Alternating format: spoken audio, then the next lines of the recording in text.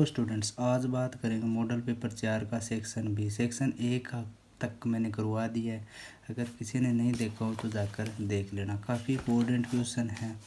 तो section B में पता है भाई कितने नंबर का क्वेश्चन आएगा? 2 नंबर का, और इसमें 10-12 क्वेश्चन आते हैं। तो चौथा क्वेश्चन है यूक्लिड विभाजन विधि द्वारा 90 और 144 का मैश ज्ञात करना है। तो इसका चौथा क्वेश्चन 90 और 144 दूसरी संख्या क्या दे रखी है? HCF ज्ञात करना है, किसकी सहायता से? यूक्लिड से। तो ये प्रश्नावली मैंने करवा रखी है। तो पहले देखना है भाई बड़ा अंक कौन सा है, तो इसमें 144 क्या है? 90 से बड़ा है। तो अगर यूक्लिड विभाजन लगाएंगे, यूक्लिड विभाजन प्रमेय का, तो ठीक है ए बराबर किसके होता है? B Q plus R. A बराबर किसके होता है? B Q plus R. अब 144 बड़ा है 90 से, तो ए का मान क्या मानेंगे? 144, और बी का मान क्या मानेंगे? 90। तो ए का मानना है 144 और बी का मान क्या माना है? 90। तो अब अगर यूक्लिड, तो ए बराबर क्या होगा? 144 बराबर 90 गुणा में क्यू का मान निकालना है। क्यू का कैसे निकालते हैं? 144 में किसका भाग देना है? 90 का। कितनी बार देंगे? एक बार। शेषफल कितना आ गया? 54। तो 1 गुणा में आर का मान कितना आएगा? 54। फिर नेक्स्ट स्टेप में देखो 90 ये ए का मान बनेगा, और ये क्या है? बी का। तो अब ए बराबर क्या लेंगे? 90, और बी बराबर क्या लेंगे? 54। तो 90 बराबर 54 को कितने से गुणा करेंगे? एक। तो शेषफल इसका कितना आएगा? 36। कितना आएगा? 36 करके देखना वही शेषफल इसका कितना आएगा।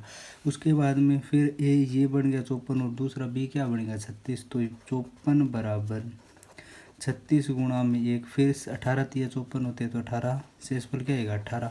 फिर अगला स्टेप में देखो ए ये बनेगा और बी, तो 36 बराबर क्या है? 18 गुणा में 2, शेषफल क्या है? 0। तो जब तक करना है जब तक शेषफल क्या ना आए? 0 नहीं आए। तो HCF क्या आ गया? HCF 90 और 144 का क्या आ गया? 18। आंसर क्या आएगा इसका? 18।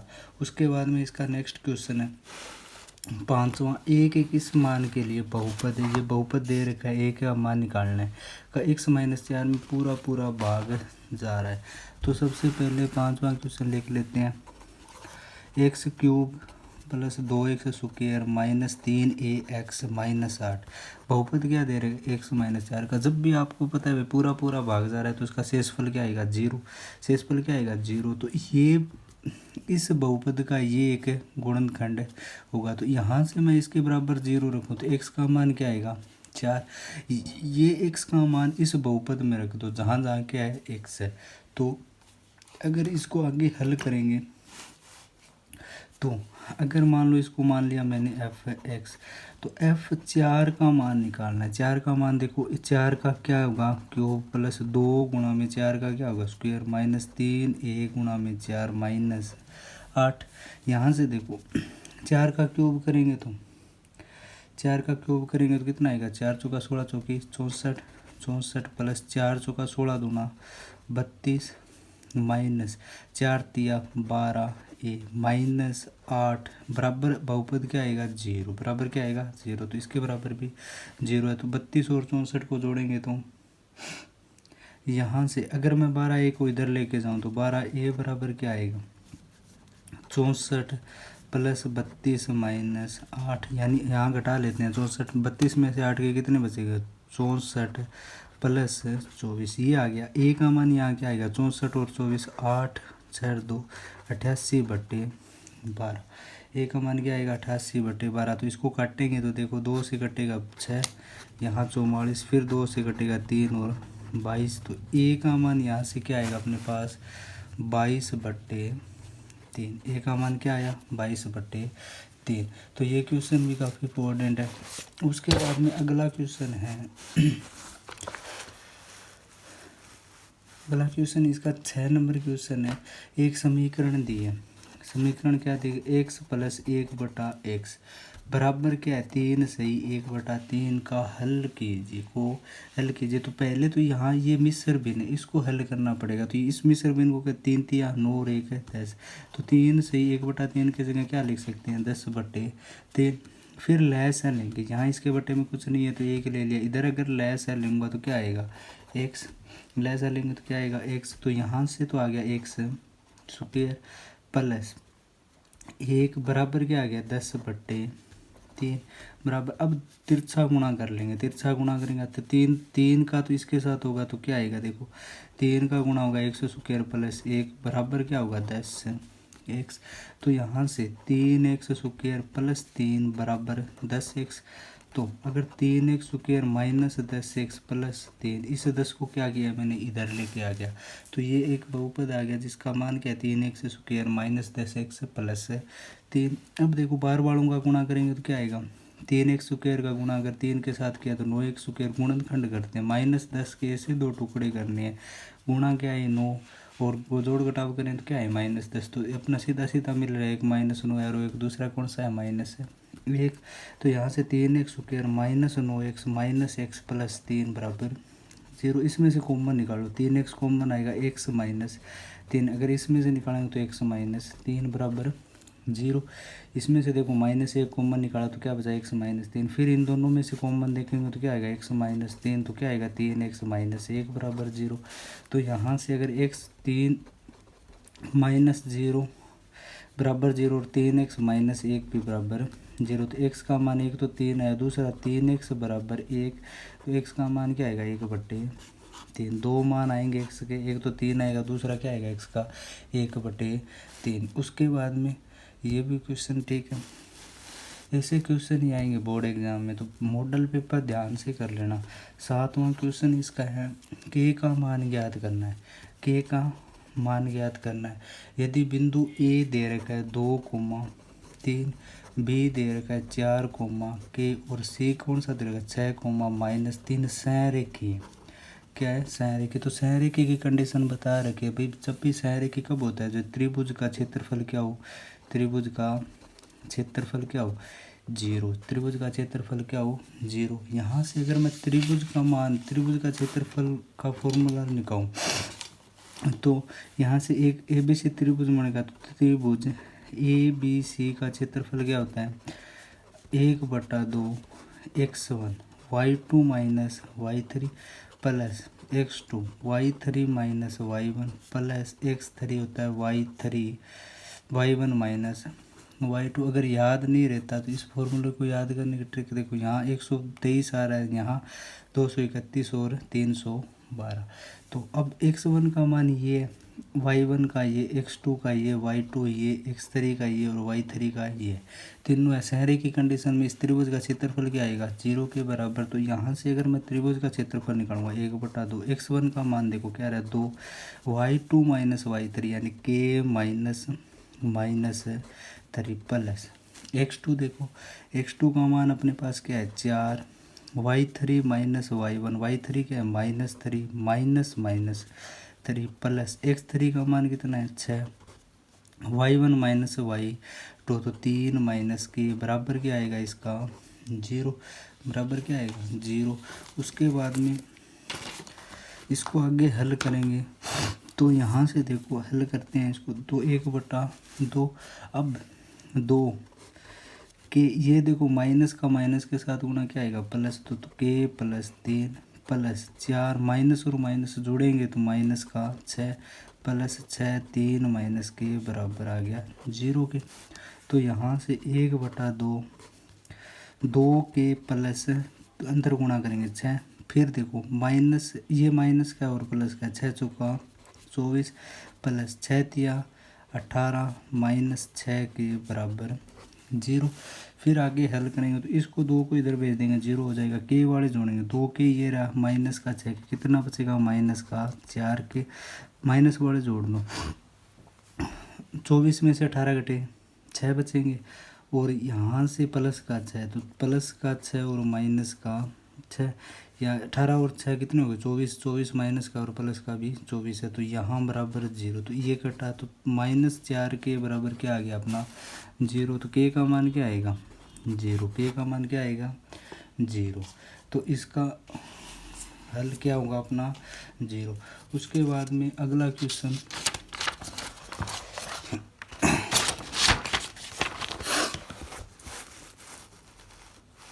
उसके बाद में अगला क्वेश्चन है, एक सीढ़ी ऊर्ध्वाधर दीवार के सहारे पर टिकी है कि है कि इसका नीचे का सिरा क्षैतिज भूमि पर दीवार से 3 मीटर दूर है। दीवार से कितने मीटर दूर दे रखा है? 3। यदि सीढ़ी भूमि के साथ 60 डिग्री का कोण बनाए तो सीढ़ी दीवार पर कितनी ऊंचाई तक पहुंचेगी? ये क्वेश्चन प्रश्नावली 9 में से है, त्रिकोणमिति के अनुक्रम। मान लो ये कोई दीवार है, अब यहाँ से दे रखा है भूमि से कितनी दूर है सीढ़ी? 3 मीटर। कितनी दूर है? 3 मीटर। जैसे यहाँ कोई सीढ़ी लगा रखी है, जैसे ये कोई सीढ़ी, अब ये पूछ रहा है भाई सीढ़ी दीवार पर कितनी ऊंचाई तक है पहुंचेगी। तो ऊंचाई तक पहुंचने का मतलब क्या है? यहाँ तक मान लो अपने यहाँ तक पहुंचे तो इसकी हाइट क्या मान ली? h metre. अब सीढ़ी भूमि के साथ कोण कितनी डिग्री बना रही है? 60 डिग्री। ये कितनी डिग्री दे रखा है? 60 डिग्री। तो पता है भाई अब जैसा कोई त्रिकोणमितीय अनुपात यहाँ 60 दे रखा है, ये समकोण है, ये भुजा कौन सी है? कर्ण। तो यहाँ लंब है और आधार हो, तो अपने पास tan थीटा क्या होता है? तो tan थीटा बराबर होता है लंब बट्टे आधार, लंब बट्टे आधार। तो tan कितने का है? 60। tan 60 बराबर लंब है h, आधार कितना दे रखा है? 3 मीटर। तो त्रिकोणमितीय tan 60 का मान कितना होता है? तो यहाँ से अगर tan 60 का मान निकालेंगे तो क्या आएगा? √3। तो √3 बराबर h बटे 3। तो h का मान क्या आएगा? 3√3 मीटर। इसका आंसर क्या आएगा? 3√3 मीटर। अब √3 का मान रख सकते हो 1.732, तो इसको रख कर हल कर लेना। उसके बाद में अगला क्वेश्चन इसका है 5 सेमी लंबा एक रेखाखंड खींचिए। रचना का है, उसको 2:3 में विभाजित करना है। तो रचना वाले क्वेश्चन ध्यान से करने हैं। तो सबसे पहले तो स्केल की सहायता से क्या किया मैंने, मान लो अगला क्वेश्चन, इसका क्वेश्चन नंबर है 9, क्वेश्चन नंबर 9। तो सबसे पहले स्केल की सहायता से 5 सेमी लंबा रेखाखंड खींचना है। जैसे मैं ये खींच रहा हूँ यहाँ, इसमें गलतियाँ नहीं करनी है। 5 सेमी लंबा रेखाखंड खींच लिया, मान लो ये मान लिया मैंने ए बी मान लिया। फिर अगला स्टेप क्या है? ए से कोई न्यून कोण बनाती हुई रेखा खींच ली। देखो यहाँ से कोई एक से के कोई न्यून कोण बनाती हुई क्या किरण खींच ली। तो यहाँ से मैंने एक से एक किरण खींच ली। अब इसको कितने पार्ट में डिवाइड करना है? अब अनुपात देखो कितने अनुपात में डिवाइड करना है अपने को। अनुपात दे रखा है 2:3, 2:3। तो 2 और 3 को जोड़ो, 2 + 3, यानी इस रेखा को कितने भाग में डिवाइड करना है? 5 भागों में। कितने में? 5 भागों में। तो मैं इस रेखा को 5 बराबर भागों में डिवाइड कर रहा हूँ, देखना ध्यान से। जैसे मान लो मैंने इतना प्रकार खोल लिया, अब इसको 5 बराबर भागों में डिवाइड कर रहा हूँ। जैसे एक भाग हो गया इसका ये, दूसरा भाग हो गया इसका ये, तीसरा हो गया ये, चौथा भाग इसका हो गया ये। इसको आगे बढ़ा लो थोड़ी लाइन को, अगर 5 जैसे ये, इसको आगे बढ़ा दिया तो 5वां भाग आ गया इसका ये। फिर क्या काम करना है? लास्ट को पार्ट बी से मिलाना है। जो लास्ट आया है उसको किससे मिलाया है? बी से मिलाना है। जैसे ये मैंने लास्ट को किससे मिला दिया? बी से। अब देखना है 2:3 में करना। तो पहले ये कोण मापना है। कैसे मापेंगे? जैसे इतना प्रकार खोल लिया, जितना मर्जी खोल लो, कोई दिक्कत नहीं है इसमें। यहाँ से ये प्रकार खोल लिया, वही काम जितना खोलना है वही कहाँ x2 2:3 में करना है। तो वो काम कहाँ करना है? यहाँ इतना। फिर ये कोण मापना है भाई अपना कितना हो रहा है। जैसे ये इतना हो रहा है लगभग यहाँ, तो यहाँ से रख कर इस पर चाप काटेंगे। ये काट दिया। अब इन दोनों बिंदुओं को, जैसे एक बिंदु अपने पास ये आ गया और दूसरा बिंदु क्या कौन सा आ गया? ये। इन दोनों बिंदुओं को मिलाती हुई एक रेखा खींचनी है यहाँ, ये। तो ये रेखा 2 है और ये अनुपात है 3 में। अब इसके नामकरण में करना है। x2 x1 हो गया, x2 x3 और x4, और ये पॉइंट कौन सा होगा अपना? x5। ये पॉइंट कौन सा होगा? x5। तो इसकी रचना लिखनी है, रचना भी करनी है। तो सबसे पहला काम तो देखो जो काम किया है ना वो कर लेते हैं। सर्वप्रथम हमने देखो रचना लिखेंगे। तो सर्वप्रथम क्या है? सर्वप्रथम ए बी रेखाखंड 5 सेमी लंबाई का खींचा, 5 सेमी लंबा रेखाखंड ए बी खींचा। अब उसके बाद में क्या है?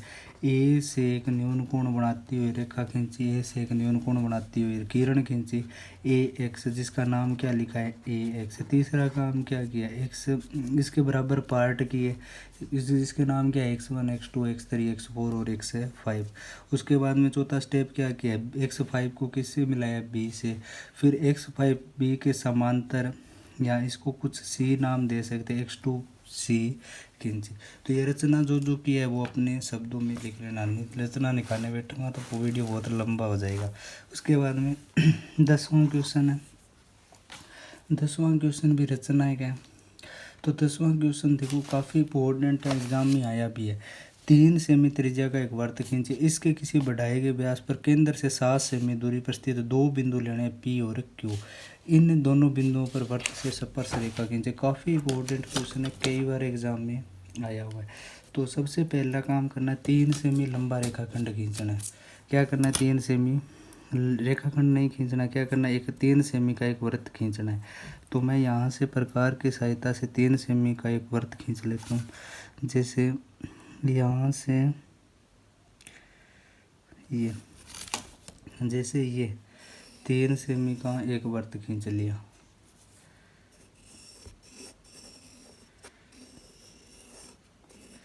तीन सेमी का ये वृत्त खींच लिया जिसका केंद्र है मान लो O। अब केंद्र से दूर 7 सेमी का 2 बिंदु लेने हैं। जैसे मान लो यहाँ से मैं 15, जैसे व्यास हो गया इसका 6 सेमी, व्यास कितना हो गया 6 सेमी। फिर इधर भी 7 सेमी, केंद्र से दूर 7 सेमी लेना है, तो ये हो गया अपना 7 सेमी। और इधर भी 7 सेमी देना है, तो 10 और 4 14 तक ले लेते हैं। यहाँ मान लो ये बिंदु हो गया अपना P और ये बिंदु कौन सा हो गया Q। 2 बिंदु ले लिए। अब दोनों बिंदुओं से स्पर्श रेखा खींचनी है। पहले बिंदु P से खींचेंगे तो सबसे पहला काम क्या है, इस रेखा का लंबवत समद्विभाजन करना है। जो O, यहाँ केंद्र का नाम क्या है O, तो OP का क्या करेंगे, लंबवत समद्विभाजन। कैसे करते हैं,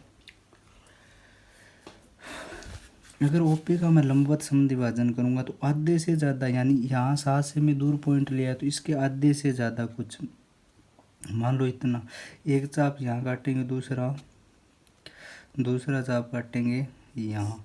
फिर वही काम क्या करना है, PO से करना है, एक चाप यहाँ काटेंगे और दूसरा कहाँ काटेंगे यहाँ। अब इस रेखा को मिलाना है, जो आया उसको मिलाना है। तो जैसे मान लो ये रेखाखंड आ गया, ये रेखाखंड आ गया। अब क्या करना है, ये दूरी नापनी है भाई कितनी हो रही है। जैसे मान लो ये, तो इस बिंदु से पूरा वृत्त खींचो तो भी सही है। जैसे यहाँ एक वृत्त खींचना है, इसे एक वृत्त, यहाँ P भी अंदर आना चाहिए, O भी, इसके O और P दोनों क्या सिरों से पास होना चाहिए। ऐसे ही इधर करना। अब दो बिंदु, जो 2 पॉइंट आए, जैसे एक पॉइंट ये आ गया, दूसरा पॉइंट कौन सा आएगा ये, इन दोनों पॉइंटों को किससे मिलाना है, P से मिलाना है। तो यहाँ से मैं P से मिला देता हूँ इनको, ये P से मिल गया, दूसरा ये P से मिल गया। इधर ऐसा ही काम कहाँ करना है, इधर करना है। तो वही सेम तरीके से करते हैं। इसका रेखाखंड का समद्विभाजन कर लेते हैं। पहले मान लो इसको रेखाखंड का समद्विभाजन करेंगे तो आधे से ज़्यादा प्रकार खोलना। मान लो मैंने इतना खोल लिया,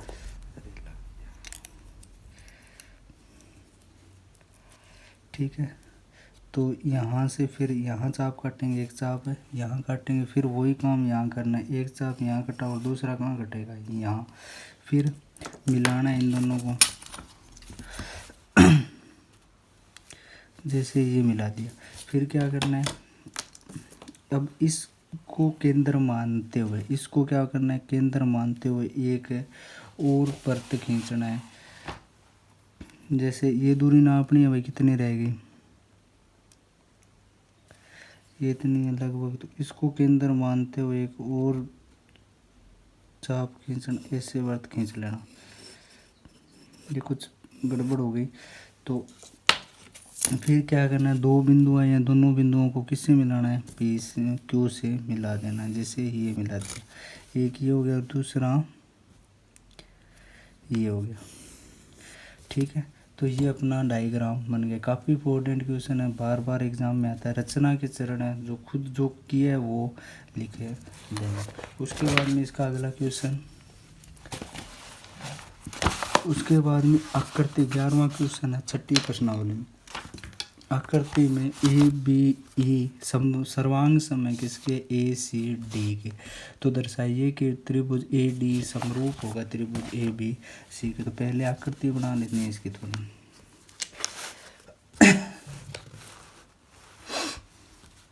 11वां क्वेश्चन, आकृति दे रखी अपने को ये, जैसे ये इसको इससे मिला रखा है, ये इससे मिला रखा है। यहाँ ऊपर ए बी सी, ये पॉइंट रखा है डी ई। अब सबसे पहले दर्शाना है, दर्शाइए क्या, सिद्ध क्या करना है। पहले दिया है, पहले क्या लिखना है, दिया है। तो एक त्रिभुज दिया हुआ है ए बी सी, एक त्रिभुज दिया है ए बी सी, जिसका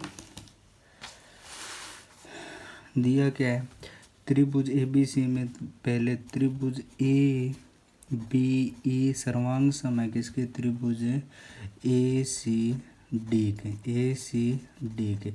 और सिद्ध क्या करना है, दोनों क्वेश्चन में दिए हुए सिद्ध करना है त्रिभुज ए डी ई समरूप है किसके, त्रिभुज ए बी सी के। ये चीज़ सिद्ध करनी है भाई, दिया है और सिद्ध करना है। उसके बाद में देखो अपने को करना क्या पड़ेगा। सबसे पहले आपने जो जो पढ़ा है ना वो छठी प्रश्नावली पर में पढ़ी होगी।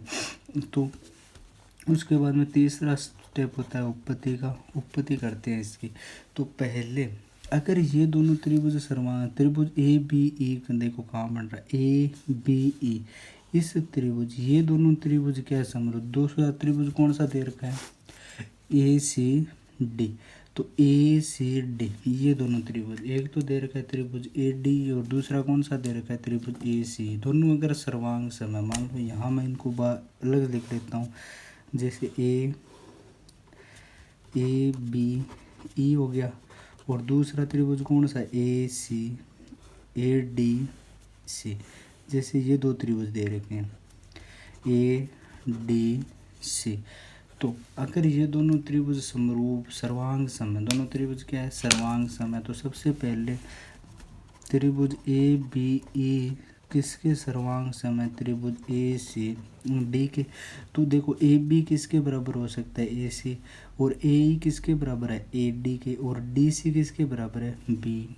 इसके तीन पार्ट क्या होंगे, बराबर है। तो अपना ए बी किसके बराबर है, ए सी के, और दूसरा ए ई ये भुजा किसके बराबर होगी, ए डी के। ए ई बराबर किसकी होगी, ए डी के। ए ई बराबर किसकी होगी, ए डी के। और तीसरा इसमें देखो, ये अगर दोनों बराबर है तो ए बी बट्टा, अगर इसको लिखें ए बी बट्टा ए सी क्या आएगा, एक, और ए डी बट्टा ए बी क्या आएगा, ए डी बट्टा ए बी क्या आएगा, एक। तो इसी प्रकार ये मान लो समीकरण नंबर 1 बन गई और ये बन गई 2। तो ए बी बट्टा ए सी किसके बराबर हो गया, ए डी बट्टा ए, यानी ये दोनों अगर बराबर है तो इनको बट्टे में लिख लिया, ए बी बटा ए सी बराबर किसके आ गया, एक के, और ए डी बटा ए बराबर किसके आ गया, एक के। तो इसी प्रकार ए बी बटा ए सी यानी अनुपात 1 है, तो दोनों एक साइड बराबर है तो दोनों को बराबर है लिख सकते हैं। तो अब देखो कोण ए दोनों में आ रहा है, इस त्रिभुज में भी आ रहा है और दूसरे वाले त्रिभुज में भी आ रहा है। तो दोनों में कोण ए क्या बराबर है, तो कोण ए बराबर कोण ए। तो इसी प्रकार तीन पार्ट, दो भुजा बराबर हो गई और तीसरा क्या हो गया, कोण बराबर हो गया। तो नियम क्या लगेगा, ये दोनों में आ रहे हैं। तो एस सर्वांग समता नियम से देखो दोनों पर्त क्या हो गए, या समरूपता नियम है ना, समरूप सिद्ध करना है, समरूपता नियम से दोनों त्रिभुज ए बी ई किसके समरूप हुए, त्रिभुज ए बी सी के। किसके समरूप हो गया, त्रिभुज ए बी सी के। तो ये क्वेश्चन छठी प्रश्नावली में से। अगला क्वेश्चन है अपना 12वां, एक वर्त के चतुर्थांश का क्षेत्रफल ज्ञात कीजिए जिसकी परिधि क्या है, 22 सेंटीमीटर है। तो इसका 12वां क्वेश्चन, एक वर्त दे रखा है जिसका चतुर्थांश का क्षेत्रफल ज्ञात करना है, जिसकी परिधि दे रखी है 22 सेंटीमीटर है। तो सबसे पहले वर्त की परिधि का फॉर्मूला क्या होता है? वर्त की परिधि किसके बराबर होती है? 2 पाई आर। अब वर्त की परिधि अपने को दे रखी है 22 सेमी, तो कितना है? 22 सेमी बराबर है 2 पाई आर। तो यहाँ से अगर मैं आर का मान निकालूंगा तो आर बराबर क्या हो गया? 22/2 पाई। अब 2 पाई का मान निकालूँ, पाई 11, 11 से कटेगा। यहाँ से देखो 11/पाई का मान 22 में 7 गुणा में भेज दो इधर, तो 11 दूना 22। तो आर का मान क्या हो गया? 3.5 सेमी। आर का मान क्या हो गया? 3.5 सेमी। तो अब वर्त के 1/4 का क्षेत्रफल क्या होता है? वर्त के चतुर्थांश का क्षेत्रफल क्या होता है? πr²/4, यानी पाई का मान तो 22/7 गुणा में आर का मान क्या है? 3.5 गुणा में 3.5 बट्टे में क्या आएगा? 4। इसको हल करना है तो 2 0 35। अगर हल करोगे 7 एकम 7, 7 पंजा 35। उसके बाद में 5 एकम 5, 8 5 40, यहाँ से 80 आ गया। 5 7 पंजा 35, 80 को काटेंगे तो कितना आएगा? देखो 5 एकम 5, 6 पंजा 30। फिर यहाँ काट दो, 11 दूना 22, 8 दूनी 16। 11 को 77 से 11 7 कितना हो गया? 77 बट्टे में क्या आएगा? 8 सेमी स्क्वायर। तो वर्त के 1/4 का क्षेत्रफल क्या आ गया? 77/8 सेमी स्क्वायर। उसके बाद में इससे नेक्स्ट क्वेश्चन है,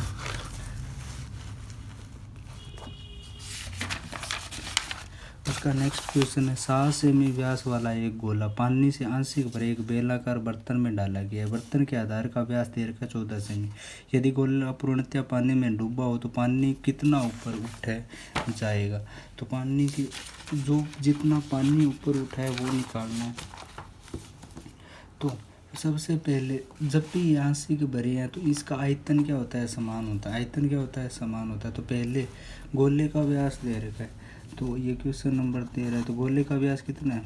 गोले का व्यास दे रखा है 7 सेमी। तो व्यास 7 सेमी है तो उसकी त्रिज्या निकालेंगे। आर का मान कितना होगा? 7/2 यानी 3.5 सेमी। बेलनाकार बर्तन में डाला जाता है। आधार का बेलनाकार बर्तन के आधार का व्यास कितना होगा? त्रिज्या अगर है ये है तो अब बेलनाकार बर्तन है तो बेलनाकार बर्तन का व्यास कितना दे रखा है? 14 सेमी। तो इसकी त्रिज्या क्या है जाएगी? त्रिज्या मान लो बेलना, इसकी R1 मान लेते हैं, इसकी मान लेते हैं R2। R2 कितनी होगी? 14/2 यानी 7 सेमी। बेलनाकार बर्तन की त्रिज्या कितनी आ गई? 7 सेमी। तो अब देखो गोले का आयतन निकालना है। तो गोले का आयतन किसके बराबर होता है? गोले का आयतन का फॉर्मूला याद कर लेना भाई, 4/3 पाई आर की क्यूब। गोले का आयतन 4/3 है तो बेलन का आयतन क्या होगा? 4 और दूसरा यहाँ फॉर्मूला लिख लेते हैं। बेलन का आयतन क्या होता है? बेलन का आयतन तो इसका होता है πr² h। अगर पानी की हाइट निकालनी है कितना ऊपर उठ जाएगा तो h निकालना है। दोनों का व्यास त्रिज्या अपने पास है, किसका मान निकालना है? h का। तो दोनों का आयतन क्या होगा? बराबर होगा। तो आयतन क्या होगा? दोनों का बराबर, आयतन बराबर होगा। तो दोनों को समीकरणों को बराबर रखेंगे तो 4/3 पाई आर की क्यूब बराबर, यहाँ R1 है तो यहाँ भी R1 है, यहाँ क्या लेंगे? R2 बराबर होगा πr² h। तो पाई से तो क्या घटा? पाई। R1 का मान कितना निकाला है? 3.5 यानी 4/3 गुणा में 3.5 गुणा में 3.5 गुणा में 3.5 बराबर R2 का मान कितना है? 7 गुणा में 7। h निकालना है तो h यहाँ, ठीक है। तो h का मान क्या आ गया? 4/3 पर वाला सारा 3.5 गुणा में 3.5 गुणा में 3.5 गुणा में क्या आएगा? 7 गुणा में 7। पॉइंट हटा लो यहाँ से तो इसके आगे कितने 0? 1000 आएगा। फिर 7 एकम 7, 7 पंजा 35, 7 एकम 7, 7 पंजा 35। फिर काटेंगे 5 को 1000 से काटेंगे 200 आएगा। फिर 5 को काटेंगे कितना आएगा? 40। फिर 4 को काटेंगे कितना आएगा? 10। फिर 5 7 पंजा 35 और 5 दूनी 10। तो ऊपर अपने पास h का मान क्या बचा? ऊपर कुल मिला क्या बचा है? 7 बट्टे में नीचे देखो यहाँ 3 यहाँ है और 2 ये है, 3 दूनी 6। तो h का मान कितना आएगा? यानी सेमी। एच का मान कितना 7/6 सेमी। पानी कितना ऊपर उठ जाएगा 7/6 सेमी। उसके बाद में अगला क्वेश्चन इसका 14। यदि 11 सेमी 3.5 सेमी और 2.5 सेमी मोम का एक घनाभ 2.8 सेमी व्यास की एक मोमबत्ती बनाई जाती है तो मोमबत्ती की लंबाई ज्ञात कीजिए। तो ये भी क्वेश्चन कौन सी प्रश्नावली में से है? 13वीं प्रश्नावली में से। तो 14 नंबर क्वेश्चन है अपना। पहला घनाभ है, मोम का घनाभ दे रखा है, उसकी विमाएँ लिख लेते हैं थोड़ा। तो लंबाई क्या दे रखी है? 11 सेमी गुणा में 3.5 सेमी लास्ट में 2.5 सेमी है। तो अगर ये लंबाई चौड़ाई घनाभ का आयतन पड़ा होगा, घनाभ का आयतन किसके बराबर होता है? लंबाई गुणा में चौड़ाई गुणा में ऊंचाई। तो लंबाई दे रखी है 11 गुणा में चौड़ाई कितनी है 3.5, ऊंचाई कितनी दे रखी है 2.5। तो इसको हल करके लिखेंगे तो ये किस में आएगा? घन सेमी में। किस में आएगा? घन सेमी। अब ये घनाभकार मोमबत्ती है, घनाभकार मोम दिया है, उसको पिघलाकर मोमबत्ती बना रही है। मोमबत्ती किस आकार की बनेगी? बेलनाकार। मोमबत्ती किस आकार की बनेगी? बेलनाकार। तो घनाभ का आयतन तो निकाल लिया, अब बेलन का आयतन भी निकालना पड़ेगा। तो बेलन का आयतन, बेलन की, अब देखो मोमबत्ती का व्यास दे रखा है, मोमबत्ती का व्यास कितना दे रखा है? 2.8। तो मोमबत्ती का व्यास कितना है? 2.8 है सेमी। तो मोमबत्ती की त्रिज्या आर क्या हो जाएगी? 2.8/2 यानी 1.4 सेमी। तो मोमबत्ती का आयतन किसके बराबर होगा? मोमबत्ती का आयतन किसके बराबर होगा? πr²। एच क्यों? मोमबत्ती किस आकार की है? बेलनाकार। ठीक है, तो आर का मान निकाल लिया, तो पाई का मान रख लेंगे। अब दोनों को पिघलाकर कुछ बना रहे हैं तो आयतन क्या रहता है? समान। दोनों का आयतन क्या रहता है? समान। तो यहाँ से मोम का आयतन किसके बराबर? मोम का आयतन बराबर किसके हो जाएगा? मोमबत्ती का आयतन। तो मोम का आयतन तो अपने पास है 11 गुणा में 3.5 गुणा में 2.4 और मोमबत्ती का आयतन पाई आर का मान क्या निकाला? 1.4 गुणा में 1.4। एच का मान क्या करना है? निकालना है। तो एच का मान यहाँ से निकाल लेंगे। तो 11 गुणा में 3.5 गुणा में 2.4 बट्टे में क्या आएगा? 1.4। इधर सारा बट्टे में लिया, गुणा में 1.4 गुणा में पाई का मान क्या है? 22 गुणा में 7 में क्या कर रहा हूँ? ऊपर लिख रहा हूँ। अब एक पॉइंट यहाँ है, हट गया, ये भी हट गया। ठीक है, तो अब 11 एकम 11, 11 दूना 22, 2 एकम 2, 12 दूना 24। इसको हल कर लिया। फिर 6 दूनी 12 और 7 दूनी 14, 7 एकम 7, 7 से 7 कटा। फिर देखो 7 दूनी 14 और 7 पंजा 35। तो लगभग इसको हल करेंगे तो एच का मान आएगा 15 सेमी। एच का मान कितना आएगा? 15 सेमी। उसके बाद में अगला क्वेश्चन, इसका माध्यक ज्ञात कीजिए। अगर मैं माध्यक ज्ञात करना है तो 15वां क्वेश्चन दे रखा है जूतों का नाप। यहाँ तो जूतों का नाप और दूसरा क्या दे रखा है? बारंबारता। जूतों का नाप और बारंबारता। जूतों का नाप 4.5 है, 5.0 है, 5.5 है, 6.0, 6.5, 7.0, 7.5, 8.0, 8.5 और 9 तक दे रखा है। बारंबारता क्या दे रखी है इसकी? 1, 2, 4, 5, 15, 30, 60, 95, 82 और 75। 95, 82 और 75। तो सबसे पहले तो जब भी माध्यक निकालते हैं तो किसका मान निकालते हैं? CF का। किसका निकालते हैं? CF का। अगर मैं CF निकालूंगा तो यहाँ से देखो 1 को सीधा, फिर क्या तिरछा, 1 2 और 1 कितने हो गए? 3, 3 और 4 7, 7 और 5 12, 12 और 15 कितने हो गए? 27, 27 और 30 कितने हो गए? 67, 67 और ये कितने हो गए? 27 और 30 57। फिर फिर 57 और 60 हो गए 117। 117 और 95 का जोड़ करेंगे तो लगभग 107 और 5 12 2, ये आएगा 212। फिर क्या आएगा 294 और लास्ट में क्या आएगा 3 6 9। तो पहले जब भी माध्यक निकालते हैं तो किसका मान निकालना है, सी एफ का। किसका निकालना है, सी एफ का। तो सिग्मा एफ यहाँ भी कितना हो गया 3 6 9। अब माध्यक निकालते टाइम क्या करते हैं, n बटा 2, तो ये n है तो माध्यक कौन सा होगा अपना n बटा 2 यानी 6 9 3 6 9 बटे 2। इसको हल करें 3 1 3 8 और लगभग 4.5 तो 184.5।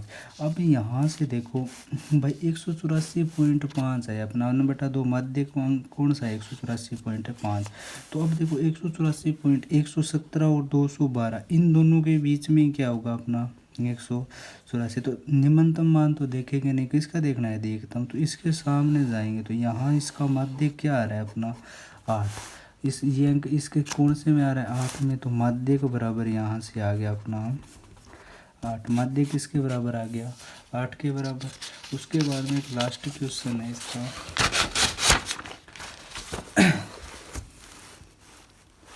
लास्ट क्वेश्चन है एक डिब्बे में 5, मान लो कोई एक डिब्बा है 16वां क्वेश्चन, एक डिब्बे में 5 लाल कंचे हैं, जैसे ये 5 लाल कंचे हैं, 8 सफ़ेद कंचे हैं। 8 कितने हैं सफ़ेद कंचे, 5 लाल है 8 है सफ़ेद और 4 कौन से हैं हरे कंचे हैं। डिब्बे में से एक कंचा यांत्रिक निकाला जाता है, इसकी क्या प्रायिकता है, निकाला गया कंचा लाल है। पहले अगर लाल है तो पहले देखो कुल परिणाम कितने हैं अपने 5 8 5 13 और 4 13 और 4 17। तो पहला क्वेश्चन यहाँ कुल परिणाम कितने हैं, कुल परिणाम कितने हो गए 17। लाल संभव परिणाम लाल है तो संभव परिणाम कितने होंगे, संभव परिणाम कितने हो गए, लाल कितने हैं 5, संभव परिणाम 5। तो लाल होने की प्रायिकता कितनी आएगी, लाल कंचा होने की प्रायिकता कितनी आएगी 5/17। कितनी आएगी 5/17। दूसरा सेकंड क्वेश्चन है, इसमें हरा नहीं है, कंचा क्या है हरा नहीं है। तो हरा नहीं है की प्रायिकता कैसे निकालेंगे, देखो कुल परिणाम 17 है, हरा नहीं है मतलब कौन कौन से हैं, या तो सफ़ेद है और लाल है। तो हरा नहीं है कितने कंचे हैं, संभव परिणाम क्या होगा, संभव परिणाम 5 + 8 यानी 13। हरे नहीं होने की प्रायिकता क्या 13/17। ये आ गया इन दोनों का आंसर। वीडियो पसंद आई तो लाइक करना, चैनल को सब्सक्राइब करना। मिलते हैं नेक्स्ट वीडियो।